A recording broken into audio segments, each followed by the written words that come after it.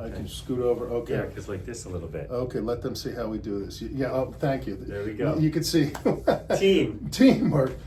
Michael, tell them about a deal. It was a new construction deal in Florida. I think a very fascinating deal. Yes. You know. Oh, can I say something? I always forget to do this. Like the video, like the channel, subscribe to it if you're seeing on TikTok or YouTube or Instagram, wherever you're seeing, just like it. Do something, right? Do something. Comment. We like. And we'll answer your comments if you have any suggestions for other videos. Absolutely. Okay. So tell everyone about the deal. They don't care about me. So this was a little bit different for us. A borrower bought a piece of land for pennies in a nice area of Florida, and they had a property built. The builder built it on their own dime, basically, right? They put down maybe $5-10 grand for the lot. The builder built the property. It's like a year and a half later. Now it's all built, got the CO. It's time to close.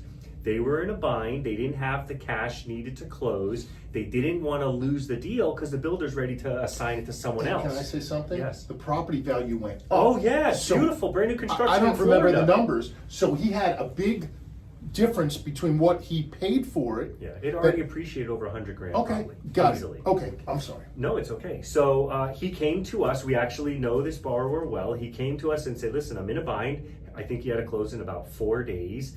Or he was going to lose the house altogether. No extensions. Builder was just going to void that deal and go sell it for like double. So he came to us. We were not comfortable with our leverage. We felt like we were close to say 80-90% financing. Just out of pure structuring the deal, we wanted to be a little bit less leverage. So what we thought of was, listen, we couldn't be less leverage. Let's structure this as a sale leaseback. Oh, I'm sorry, as an equity partnership. We closed in an entity we both controlled. We helped the borrower. He got the loan.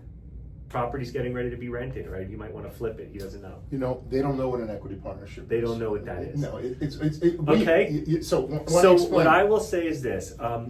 We are 65% lenders. So, and in this particular deal, we were about 85 or 90%, but good brand new real estate in South Florida. So what we had come up with was a program we call an equity partnership, which allows us to lend higher than we would normally be comfortable with, without the fear of, God forbid, the property goes into default. We have to spend all this money to fight for it. So it allows us to lend more in situations where we may be a little bit uncomfortable doing it as a normal mortgage. But if we do it as an equity partnership where God forbid, if something goes wrong, we already have control of the deal, it allows us a lot less risk. You so the way it legally structures, it's an LLC that we own a piece of it and they own a piece of it. Now, we're not taking the profit. We own a piece of it just to protect us if, God forbid, something happens. But economics, it's the exact same thing as a loan.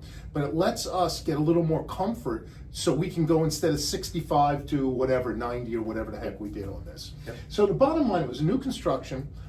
Really, the guy put $5,000 down a year ago. Nothing. I don't say nothing, but very little down a year ago. No, but I mean, we like him to have How risk, close was this guy to losing? 4 days. 4 days. No, they weren't giving an extension. No. We came in, no appraisal, no environmental. And he had time. He had gone to other lenders. No banks wanted to help. They wanted him to put down 30-40%, more money down. And it's a great niche on new construction. It shows that we're looking at the value of the real estate. There's no seasoning. We're strictly looking at the value of the real estate. That's right.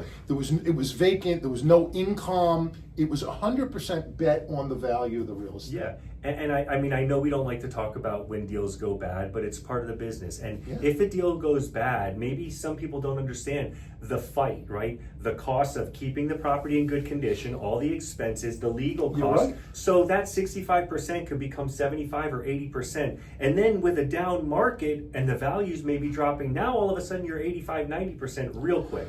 So no lender wants to do that. But would you buy something at 85 cents on the dollar in Florida? We did. All day long. We got creative and we did the deal. So I think we are comfortable doing those kinds of creative The borrower deals. was happy. The broker was happy. And I'll come up with the solution. I'm very good at coming up with If someone wants to speak deals. to you, how should they go about it? 561-221-0900 extension 110. Remember, check us out at Gelt Financial. When your banks.com. I forgot that. When your bank says no, we say yes. Have a great day.